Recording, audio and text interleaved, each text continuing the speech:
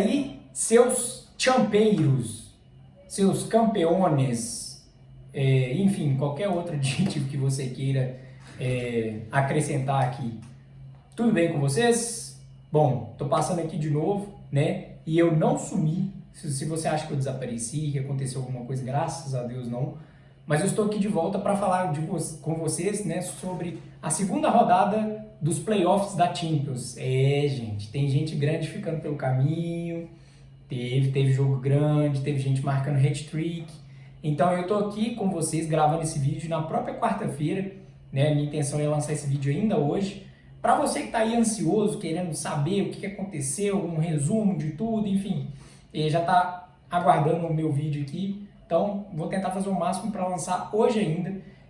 Eu iria gravar um vídeo sobre os lançamentos dos carros de Fórmula 1 para a temporada 2025, mas como Fórmula 1 não tem o mesmo alcance do que a Champions League, pelo menos aqui no meu canal, então vamos pôr na frente, né? Vamos furar a fila aí e colocar o vídeo da Champions primeiro. Amanhã eu gravo o vídeo dos carros de Fórmula 1 e vamos falar de Champions League, mas nada antes de rodar a vinheta.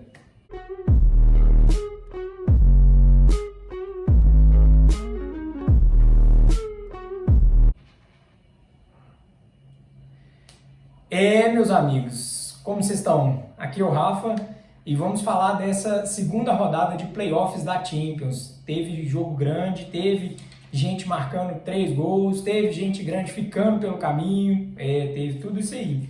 Você já sabe, né? Eu acompanhei alguns jogos, tenho aqui a minha colinha, vou usar aqui o computador também, porque é muita informação, é muito jogo. Para ser mais claro com vocês, eu assisti 3 jogos integralmente, né, do início ao fim, e assisti partes de alguns jogos, tá? Então vamos começar primeiro com o jogo que aconteceu ontem, na terça-feira, o primeiro jogo das 13h45, se eu não me engano, me corrija se eu estiver errado aí, tá? Mas foi o jogo entre o Milan e o Feyenoord. Esse jogo eu acompanhei ele por completo. E, assim, o Milan, ele veio, né, com resultado de derrota lá na Holanda, né, em Rotterdam, e tinha que reverter esse placar dentro do San Siro, né, na Itália. Então o Milan, logo no primeiro minuto de jogo, já abriu o placar, já fez 1-0. Então, o que eu imaginei, né? Que seria só mais um jogo tranquilo. Se você viu o meu vídeo aqui da primeira rodada, eu falei que o Milan daria conta de reverter, né, esse resultado, mas não foi isso que aconteceu, graças a um personagem muito importante que a gente vai falar dele daqui a pouco, tá? Então, ó, primeiro lance de jogo, o primeiro minuto de jogo, o Milan já abre 1-0 e a tendência era o Milan controlar o jogo, partir para cima, tentar fazer o segundo e já garantir a classificação. Foi isso que eles fizeram, né, até ali no comecinho do segundo tempo, quando o Theo Hernandes é expulso, né? Na verdade, ele toma um cartão no primeiro tempo, um cartão amarelo bobo, e no segundo tempo ele simula um pênalti e com isso leva o segundo amarelo, consequentemente o vermelho, tá? Então, com essa expulsão do Theo Hernandes, eu quero abrir um parênteses gigante aqui para falar sobre a questão da expulsão, porque é o seguinte: primeiro, hoje a gente vive numa época em que o futebol ele é extremamente técnico, né? Você tem ali as posições táticas bem definidas, né? Bem preenchidas, digamos assim. Então, o jogo posicional, um jogo também de contra-ataque, enfim, tudo depende de todos os elementos, né, de todos os jogadores estarem naquela devida posição, né? Antigamente, quando o jogo era mais físico, você ainda conseguia compensar isso de alguma forma, mas hoje, como o futebol está extremamente tático e as equipes estão muito parelhas entre si, e aí eu vou falar um pouco do Milan e o Feyenoord especificamente, porque são duas equipes que estavam apresentando um futebol parelho, né? Então, quando você perde um elemento, quando você perde um jogador do seu time, isso compromete e muito o resultado. Então, a ideia era o Milan, depois da expulsão do Theo Hernandes, tentar minimizar ali os seus prejuízos, né? Digamos assim, tentar segurar o resultado. Foi isso que eles tentaram fazer, só que o Feyenoord foi para cima. E um detalhe também, né, falando sobre o Theo Hernandes, é um jogador já experiente, é um jogador que, né, já está no Milan em não sei quantas temporadas, se não me engano são 7 temporadas, mas ele já está acostumado a grandes jogos, já está acostumado a cenário de Champions League, então não tem necessidade nenhuma do cara fazer isso. E outra, gente, a gente vive na era do VAR, tem câmera espalhada para tudo que é lado no estádio, o cara ainda vai me simular um pênalti para, né, tomar um segundo amarelo e ainda comprometer a sua equipe. Né? Muito se falava que o Theo Hernandes ele era, né, da base do Real Madrid e ele foi, o Real Madrid abriu mão dele, né, o Real Madrid optou em deixá-lo ir. E aí muito se falava ali no início, por que o Real Madrid abriu mão do Theo Hernandes? Porque de fato ele é um ótimo lateral, mas que vem caindo muito nos últimos tempos. Né? Pelo menos ele é um jogador assim, que eu vejo que é um jogador de jogos e não um jogador de campeonatos. Ele faz um jogo top e não sei quantos ruins, mas não é aquele jogador que desequilibra. Né? Ele é um ótimo lateral, mas ele precisa ser mais constante, certo? Então ele comete, né, essa expulsão de uma maneira muito boba, né, para não falar outras palavras aqui, e compromete totalmente o desempenho da sua equipe. Tá? Eu fui anotando alguns pontos do jogo aqui para não esquecer, porque igual eu falei com vocês, é muito jogo. Né? E aí com isso, o Milan, né, com a expulsão, o Milan apresentou dificuldades de criação, por causa daquele lance lá que eu falei com vocês, de que falta um, aí acaba que a tática do time, né, a forma como o time vai se armar e tudo mais, ela fica muito comprometida, e aí o Milan começa a cair de desempenho, o que reflete muito também a posição do Milan na própria Série A, né, no próprio campeonato italiano, que eles estão em sétimo, e aí o Feyenoord vai para cima com tudo, e no segundo tempo chega um empate, empate esse que classificaria o Feyenoord, já que o Feyenoord venceu por 1-0 lá em Rotterdam, né, lá na Holanda. Tá? Então o Milan não tem mais nada o que fazer, o Feyenoord quase ainda fecha o caixão, né, quase que ainda vira o jogo para cima do Milan. E aí o Milan fica sem saber, né, não tem como tomar a frente mais no placar, não tem reação, não parte em contra-ataque. O pessoal, né, cobrando muito do Rafael Leão, mas ele sozinho não resolve as coisas. Tá? Então a expulsão comprometeu e muito, e se pode pôr na conta, né, de alguém essa eliminação do Milan, foi na conta do Theo Hernandes. Tá? Detalhe, com essa eliminação precoce do Milan na Champions League, e não só do Milan, eu vou falar que mais 2 italianos foram eliminados, com isso o coeficiente de pontuação da UEFA da Liga Italiana, ele vai cair muito. Rafael, mas o que reflete isso? Reflete que hoje a Champions League ela tem umas vagas extras, né, a serem distribuídas para as ligas melhores posicionadas. Então a Liga Italiana estava brigando ali com a Bundesliga e com a Premier League e com a La Liga também, certo? Para uma vaga extra. Consequentemente, eles caindo cedo, né, eles perdem ali no coeficiente, então na hora de disputar essa vaga extra, eles vão estar lá atrás. Tá? Então o Milan, por exemplo, que está em 7º colocado, ele, assim, se ele fosse mais longe na Champions League, ia ajudar ele mesmo a tentar uma vaga extra para ele não precisar ter que se classificar entre os 3, 4 primeiros na Série A, entendeu? Mas isso tende a não acontecer. O único italiano que sobreviveu na Champions League, já dando um pequeno spoiler, foi a Inter de Milão, certo? O Milan ele foi eliminado por um time que estava sendo comandado, né, por um treinador interino, né, um treinador que assumiu horas antes do primeiro jogo, né, contra o Milan, lá em Rotterdam.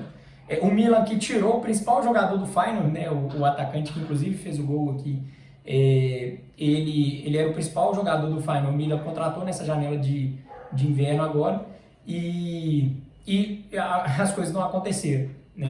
Então, com isso, o Feyenoord, depois de 50 anos, ele chega às fases de oitavas de final. Olha, para vocês terem uma ideia do tamanho disso, né? De como que esse novo formato da Champions ele tem ajudado e tem atrapalhado muita gente, né? Ajuda aqueles times que às vezes a gente não botava muita fé, que às vezes caía nas fases de grupos, né? E atrapalha a vida dos gigantes também, que acabam tropeçando, certo? Então, o Milan tropeçou no Feyenoord, então o Feyenoord segue vivo para as fases de oitavas de final. Eu tinha falado com vocês também no vídeo anterior sobre a questão dos mata-matas, né? De como que vai ser definido isso nas oitavas. Mas, na verdade, vai rolar um sorteio na sexta-feira, então na própria sexta-feira eu volto, faço um vídeo aqui para vocês, contando para vocês como que vai ficar o chaveamento, né, bem definido aí até a final, quem que vai enfrentar quem nas oitavas, se passar pega quem, sabe? Então na sexta-feira eu faço um vídeo mais explicativo aí depois do sorteio de como que vai ficar esse chaveamento, de quem vai para qual lado, enfim. E aí vai ficar bem detalhado, certo? Vamos falar dos outros jogos aqui. Além do jogo entre o Milan e o Feyenoord, a gente teve o jogo do Benfica e o Mônaco. Foi um jogão, assim, no que diz respeito a gols, né? Eu não acompanhei esse jogo, mas toda hora via a bolinha piscar lá na tela, lá estava acontecendo, então terminou 3-3. Esse resultado classifica o Benfica, né, que ganhou de 1-0 lá no Principado, tá? Mas me chama muita atenção esse futebol jogado pelo Benfica, tá? É um futebol bem aberto, assim, é um time que faz muitos gols, mas também sofre muitos gols. Vide aquele jogo lá contra o Barcelona, né? 5-4, enfim, jogão. Então o Benfica passando também para as oitavas de final, tá? Igual eu falei, eu não assisti esse jogo, então não consigo acrescentar muito com vocês. E aí, dos jogos de 5 horas, eu fiquei em dúvida entre assistir Celtic e, na verdade, Bayern e Celtic, né? Ou Atalanta e Clube Bruges. Como eu imaginei que o Bayern ia classificar, né? Igual eu falei no vídeo anterior, o Bayern já tinha ganhado o Bayern já tinha ganhado lá na Escócia. Então, ir para a Alemanha com resultado debaixo do braço, eu imaginei que o Bayern ia passar de uma maneira simples, né? Mas não foi isso que aconteceu. O Bayern suou, literalmente, para passar do Celtic. E passou no último minuto de jogo. O Celtic abriu o placar com esse resultado, né? O jogo estava indo para prorrogação, só que no último lance do jogo, né? O último minuto do jogo, o Alphonso Davies consegue, né, numa dividida ali com o zagueiro, empurrar a bola para o gol, e o que classifica o time do Bayern, tá? Esse time do Bayern que tem me preocupado muito, porque apesar de ter ótimos jogadores, está tendo uma dificuldade enorme, sabe? Principalmente na defesa. A gente tem ali zagueiros que por nome parecem até ser bons nomes, né? Igual o Upamecano, o Kim Min-jae, enfim, o Eric Dyer, que veio do Tottenham, também um pouco questionável esse aí, mas que defensivamente não é um time muito confiável, sabe? O time do Kompany, né? Parece que o Kompany ainda não acertou esse time. Você tem ali excelentes peças, principalmente do meio para frente, né? Você tem ali o Kimmich, você tem o Olise, o Harry Kane, que pode jogar de 10 e de 9.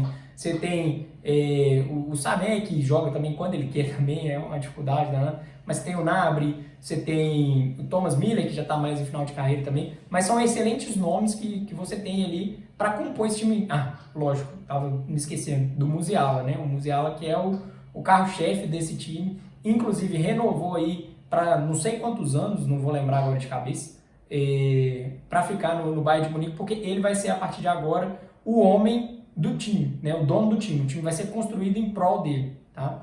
Então você tem esse time que é muito criativo do meio para frente, mas que não consegue ter esse encaixe, sabe? Na minha opinião, o Kompany, ele é um treinador ainda muito inexperiente por tamanho que é a relevância do Bayern para o cenário europeu, tá? Eu acho que o Kompany deveria se provar um pouco mais em outros times, né? Antes de chegar num gigante europeu assim. Mas enfim, foi a escolha da diretoria do Bayern. As coisas estão acontecendo, o Bayern lidera a Bundesliga, né? Deve levar aí o seu título. O Harry Kane deve ganhar a sua primeira taça pela primeira vez na vida. Já tem mais de 30 anos e nunca ganhou uma taça. Fica a zoeira aí, né? Mas também jogava no Tottenham, né? Enfim, não quero briga com os torcedores do Tottenham, tá bom? Mas, enfim, o jogo acabou 1-1. O Bayern classificado para as oitavas de finais, o Celtic deu adeus, certo? Falando então, né, do jogo que eu assisti das 17 horas, que é o jogo da Atalanta e Clube Bruges. Por que eu escolhi assistir esse jogo? De novo, eu achei que o Bayern ia passar fácil do Celtic. Só que eu acreditava que a Atalanta iria reverter o resultado contra o Clube Bruges. Esse é um trava-língua, né? Clube Bruges. Isso aí, bem melhor. Eu acreditei que eles iam reverter esse resultado, porque eles perderam lá de 2-1, então a margem era muito pequena. E eu jogar em casa, o time da Atalanta tecnicamente é melhor, né? Tem alguns destaques ali, igual o Ederson, ex-Cruzeiro. Você tem ali também o Lookman, que acabou entrando no segundo tempo, eu vou falar um pouquinho mais dele, tá? E entre outros jogadores também, que poderiam desequilibrar nessa partida e sair com esse resultado, com a classificação, né? Com esse resultado debaixo do braço.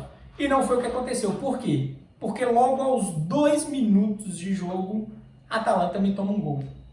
E aí o que parecia ser um pouco difícil, passou a ser difícil. Mesmo assim, a Atalanta tentou, ela foi para cima, chegou a fazer um gol, mas estava impedido, tá? E o Clube Bruges entrou com a seguinte estratégia, a mesma que ele usou contra o Manchester City. Então, quem assistiu esse vídeo aqui da última rodada da fase de liga da Champions League, me viu falar da técnica que o Clube Bruges utilizou para tentar vencer o City, né? Não aconteceu, o City acabou virando o resultado no segundo tempo, mas por causa de individualidades. Mas no primeiro tempo, o Clube Bruges abriu o placar contra o City usando a estratégia que ele usou o jogo inteiro com a Atalanta, que é basicamente o contra-ataque. Gente, uma das armas mais antigas, eu vim aqui falando com vocês, um futebol bem jogado, um futebol bem encaixado, ele tem o contra-ataque como sua arma mortal, né? E foi nisso que o Clube Bruges apostou. Então o Bruges, num contra-ataque, abriu o placar logo aos 2 minutos do primeiro tempo. Tá? Igual eu falei com vocês, a Atalanta chegou no empate, mas estava impedido, beleza? E o Clube Bruges amplia no finalzinho ali do primeiro tempo para 2-0. Tá? E não se bastasse os 2-0, ele ainda faz um terceiro, 3 gols do Clube Bruges no primeiro tempo. Então, a Atalanta foi para o intervalo com o resultado de 3-0 logo no primeiro tempo, somado aos 2-1 do primeiro jogo. Então, olha o tamanho da parede que eles tinham que escalar, certo? E todos os 3 gols foram gols de contra-ataques sofridos pela Atalanta. Se a Atalanta tivesse feito para casa, se ela tivesse assistido o vídeo aqui, ela saberia exatamente como se defender do Clube Bruges. Tá? E assim, o terceiro gol do Clube Bruges, no finalzinho do primeiro tempo, eu até anotei aqui, estava lembrando, nasce numa daquelas jogadas inacreditáveis do futebol, né? Que é bola alçada na área da Atalanta, a bola bate na trave 2 vezes, o goleiro defende, igual um pinball, assim, e aí acaba sobrando pro ponta lá, que puxa o contra-ataque, vai lá e mata o 3-0. Nesse ponto, eu achei que já estaria resolvido, que a Atalanta ia voltar para o segundo tempo só para assistir o jogo e minimizar danos. Mas isso não aconteceu porque, pelo menos nos primeiros minutos, o Gasperini, né, ele que é o técnico da Atalanta, ele troca, faz uma substituição no intervalo e volta com o Lookman para o segundo tempo. E logo a 1 minuto de jogo do segundo tempo, o Lookman faz o gol da Atalanta. Então, 3-1. Rafael, mas ainda era muito alto o muro que a Atalanta tinha que subir. Mas o volume de jogo que a Atalanta estava imprimindo nesse início de segundo tempo me fez acreditar, pelo menos, que a Atalanta chegaria ao empate e que levaria o jogo para a prorrogação. Tendo em vista que a Atalanta sofre um pênalti, ainda logo depois que o Lookman faz o primeiro gol.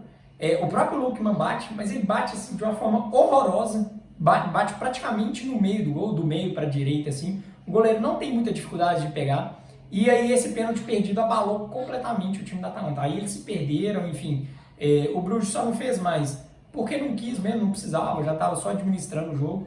E depois, né, no finalzinho do jogo ali, teve a expulsão do Rafael Toloi, que é um brasileiro naturalizado italiano, certo? Ele se desequilibrou ali completamente, né, de forma emocional ali no final do jogo. Eu entendo, às vezes, que a pessoa fica tão inflamada, né, com o jogo ali, os ânimos à flor da pele, mas isso não é justificativo para você agredir o seu colega de trabalho. E ele agrediu um jogador do Bruges, foi corretamente expulso, né, expulsão direta, não teve nem conversa, e comprometeu ainda mais o desempenho da sua equipe. Tá? Então esse foi o jogo da Atalanta, 3-1. O Clube Bruges passou para as oitavas. Também fazia muito tempo que o Bruges, eu não anotei aqui, mas fazia muito tempo que o Bruges também não passava para as oitavas. Era um daqueles times que sempre apanhava lá na fase de grupos, certo? E aí conseguiu agora a classificação para as oitavas de finais. Vamos passar agora para os jogos de quarta-feira. É isso mesmo, jogo de quarta-feira, que começou ali no jogo mais cedo, né, com Dortmund e Sporting.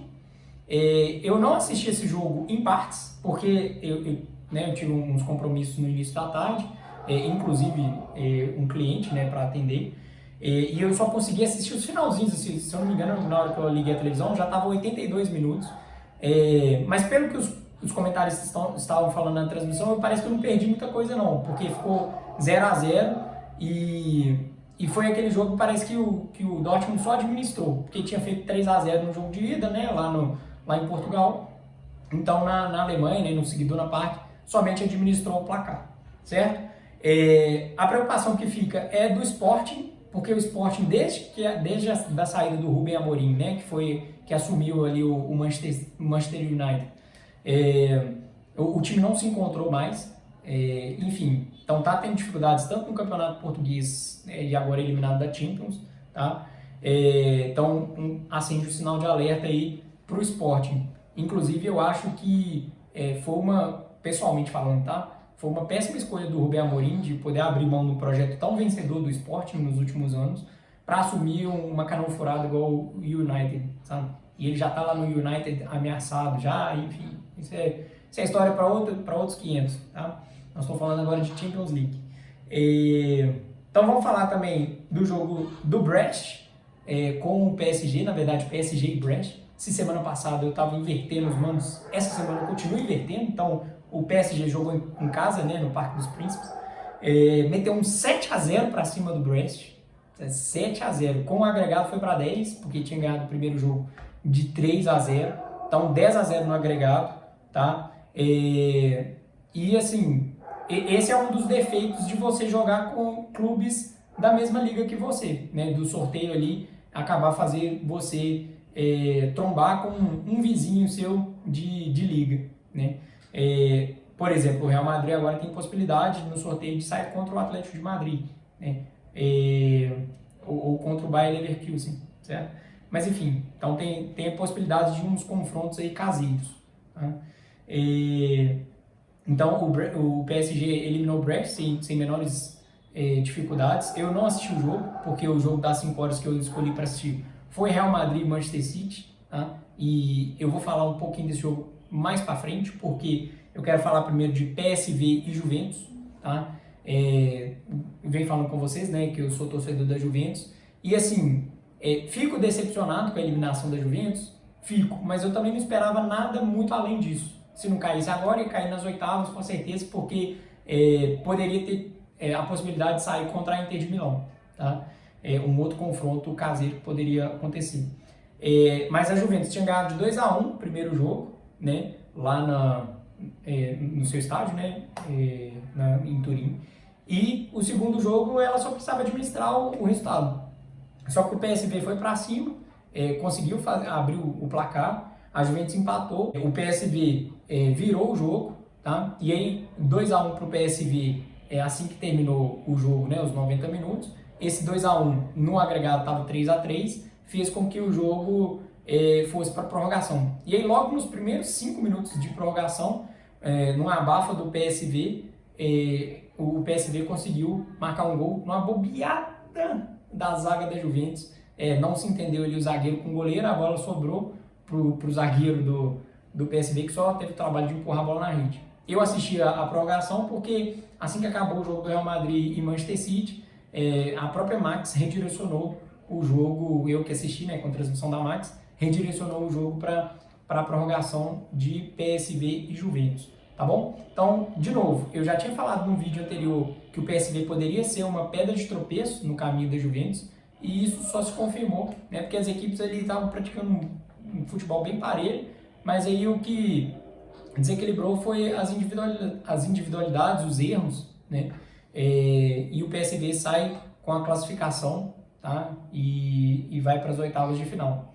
E finalmente você assistiu esse vídeo inteiro esperando por esse momento. Então é por esse momento que eu vou te entregar. Então, se você já chegou até aqui assistindo esse vídeo, deixa o seu like, pelo amor de Deus, se inscreve nesse canal se você gosta de Champions League, mande para os seus amigos que também gostam para se inscrever no canal. Nós estamos aí rumo a 100 inscritos do canal, beleza? Então eu conto com a sua colaboração, conto com o seu apoio e deixa o like, tá? Vamos falar agora de Real Madrid e Manchester City. Meus amigos, mas antes de falar de Real Madrid e Manchester City, eu quero falar de bastidores desse jogo, né, do pré-jogo de Real Madrid e Manchester City. O Guardiola ele tinha dado uma declaração na entrevista coletiva de ontem, terça-feira, falando que o Manchester City tinha somente 1% de chance de passar do Real Madrid, tá? E assim, por mais que eu sei que esse discurso que ele estava adotando era mais da boca para fora, era mais para a imprensa e tudo mais, para deixar o favoritismo com o Real Madrid, eu sei que internamente, né, o Manchester City e o próprio Guardiola não ia fazer isso com seus próprios jogadores, mas me passa muito um ar de derrotista, sabe? Esse tipo de discurso. Isso me incomoda muito. Vindo, primeiro, de um time que está buscando o seu espaço entre os grandes, como o Manchester City, e vindo de um dos treinadores que é considerado, se não o maior, um dos maiores treinadores de todos os tempos, que é o Guardiola. Tá? Então isso me preocupa muito. Outro ponto que me preocupa muito é a quantidade de lesões que o Manchester City tem tido. Tá? Então, por exemplo, o Haaland não foi nem relacionado para o jogo. Eu não sei o que foi constatado, mas ele não ficou disponível para o jogo. Então, ele iria ser titular, não ficou nem no banco. Na verdade, ficou no banco só para assistir o jogo, tá? Mas não ficou como opção no banco. E isso é uma outra coisa que me preocupa. Por último, o que mais me preocupa no Manchester City é a sensação, e aí eu já me antecipando, né, antes de falar do jogo, mas é a sensação de finitude de projeto, sabe? De alguma forma, a linguagem que eles estão falando, e aí eu, enquanto psicólogo, eu tento analisar não somente o jogo, mas também a parte comportamental dos jogadores, enfim, técnicos e etc., mas me passa muito o discurso de finitude de projeto. Parece que chegou no fim da linha, tipo, não tem como espremer mais suco dessa laranja, sabe? E aí eu não sei, já falei isso com vocês no outro vídeo aqui, eu não sei se isso é do treinador, se é um fim de linha do treinador. Eu, se fosse apostar em alguma coisa, eu imaginaria que sim, seria parte do treinador, porque o Guardiola, assim, pelo menos durante o jogo, e aí já adiantando o resultado para vocês, ficou 3-1 pro Real Madrid. Eu ia falar 3-0 porque o gol no final do Manchester City é aquele gol que a gente nunca mais vai lembrar, sabe? Não serve para nada. Mas a postura do Guardiola me chamou muita atenção durante o jogo. Parece que ele estava aceitando aquilo a todo momento. Você não viu um Guardiola inconformado, você não viu um Guardiola esbravejando, tentando articular, não. Você viu um Guardiola aceitando a derrota, como ela é simplesmente, assim, sabe? E isso me preocupa demais. Me preocupa demais com o que o City tem enquanto aspirações na sua temporada. Porque o City, agora eliminado, né, da Champions League, não foi nem para as oitavas de final, mas ele está longe da Premier League, né? Mal está conseguindo se classificar para a próxima Champions League. Se eu não me engano, o City está em quarto, né, da Premier League. Então ainda tem risco de ficar fora da próxima Champions League. E por outro lado, você tem jogadores que estão com aquela sensação de barriga cheia. Pô, a gente já ganhou tudo, a gente já ganhou 4 Premier Leagues em sequência, já ganhamos a Champions League aí de 2022, 2023, tá? Mas o que a gente quer? Então, me passa também a sensação de ter que dar uma renovada nesse elenco, sabe? E aí, falando do jogo propriamente dito, agora, parece que entraram duas equipes completamente diferentes, tá? O Real entrou numa frequência e o City entrou numa outra frequência completamente diferente e infinitamente inferior à do Real Madrid. Então, o Real Madrid, com 3 minutos de jogo, já abre o placar, um lançamento do Asensio, né, o zagueiro que veio da base, em profundidade para o Mbappé. O Mbappé só toca por cima do Ederson, um gol de cobertura, belíssimo gol. E dali para frente o City foi para as cordas, se entregou completamente. O Real Madrid marcando sob pressão, não deixando o City ficar com a bola. Então já perdi a bola, o Real Madrid já corria para recuperar de novo, tá? Eu esperava essa postura do Manchester City, não do Real Madrid, porque quem precisava do resultado era o Manchester City. E a gente viu um contexto completamente diferente, certo? Ali mais pro meio do primeiro tempo, uma jogada do quarteto, né? Que começa ali com o Vinícius pela direita, passa pelo Bellingham, o Bellingham toca no Rodrigo, o Rodrigo dá um passe pro Mbappé, que corta o Vardiol. Inclusive, eu acho que o Vardiol passou perto de casa aqui agora há pouco, tá? Porque ele deve estar patinando até agora. Corta o Vardiol e chuta pro gol, né? Fazendo 2-0 pro Real. E aí, quando vira, né, pro segundo tempo e tudo mais, o Real mata o jogo com o Mbappé de novo. Então foi um hat-trick do Mbappé. Tava se cobrando muito, né? Uma noite especial do Mbappé com a camisa do Real Madrid no Santiago Bernabéu. Então essa noite finalmente chegou, um hat-trick na Champions League, em cima do Manchester City, enfim, irretocável, tá? Fora do Mbappé, né? É muito fácil a gente falar do Mbappé, fez 3 gols, melhor em campo e o escambau. Mas fora o Mbappé, você teve ali o Rodrigo, que jogou muito, pelo menos no primeiro tempo, sabe? Você teve o Valverde. Cara, o que o Valverde joga de bola é uma barbaridade. E olha que ele nem estava na posição dele, ele estava cobrindo a lateral direita, sabe? O Valverde joga muita bola, mas muita bola mesmo. O Bellingham, onipresente, enfim. O Tchouaméni, perfeito nos desarmes. Teve uma hora que ele desarmou lá, ele deu um carrinho para desarmar o Savinho, que ele foi só na bola, assim, uma perfeição de desarme, assim, tá? E, igual eu falei com vocês, no finalzinho do jogo ali, acaba acontecendo uma falta para o Manchester City. O Marmoush bate a falta, a bola bate no travessão, bate nas costas do Courtois e sobra, eu não vou nem lembrar para quem agora, mas enfim, eu acho que é uma daquelas contratações do City agora no meio de temporada, mas é aquele gol que a gente nem vai lembrar que existiu para mim, ou no imaginário de todo mundo, vai ficar como se fosse um 3-0, sabe? Mas foi 3-1, tá? Se eu não me engano foi do camisa 14, não vou lembrar o nome dele agora, deixa aqui nos comentários aí se você lembra. E aí acaba o jogo, 3-1 para o Real classificado, tem chances de pegar ou o Bayer Leverkusen ou o Atlético de Madrid. O Mbappé deu uma declaração no final do jogo falando que preferiria pegar o Atlético de Madrid, mas não pelo clássico, e sim para economizar na viagem. Mas assim, uma partida irretocável do Real Madrid. Eu já imaginei que o Real Madrid iria passar mesmo, mas eu não imaginava que fosse com tanta facilidade assim, tá? E do outro lado do City é preocupante pelo restante de temporada que eles ainda têm, né? Que agora não deve brigar por mais nada, porque está muito longe na Premier, Champions League eliminado, enfim, certo? Bom, então esse foi o vídeo, né, com a análise dos jogos que aconteceram, né, a segunda rodada aí dos playoffs da Champions. Na sexta-feira tem sorteio, aí eu volto aqui e faço um vídeo para vocês falando quem que vai jogar contra quem. A única vantagem que eu sei é que quem já classificou para as oitavas direto, né, sem precisar passar pelos playoffs, tem a oportunidade de decidir o jogo em casa. Então todo mundo que classificou pelos playoffs vai jogar a primeira partida em casa e a segunda fora, tá? Então essa é a única coisa que eu sei.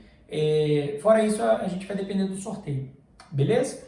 Então é isso, pessoal. Se você não se inscreveu nesse canal ainda, se inscreve, deixa o seu like, né, se você gosta de Champions League. Para quem tanto foi hater aí do novo modelo da Champions League, ela não prometeu nada e está entregando tudo. Eu, se fosse você, não perderia nenhum jogo, porque todos os jogos estão assim eletrizantes, pode acontecer de tudo. E vamos ver aí como é que vai ficar definido os próximos confrontos. Confrontos esses que vai ter jogo, o primeiro jogo, se eu não me engano, vai ser no meio do carnaval. Então, se você, igual eu, não curte muito carnaval, você vai ter uma programação especial para assistir na terça e na quarta-feira aí. Beleza? Na terça-feira de carnaval e na quarta-feira de cinza. Fechou? Então é isso, pessoal. Até o próximo vídeo. Tchau, tchau.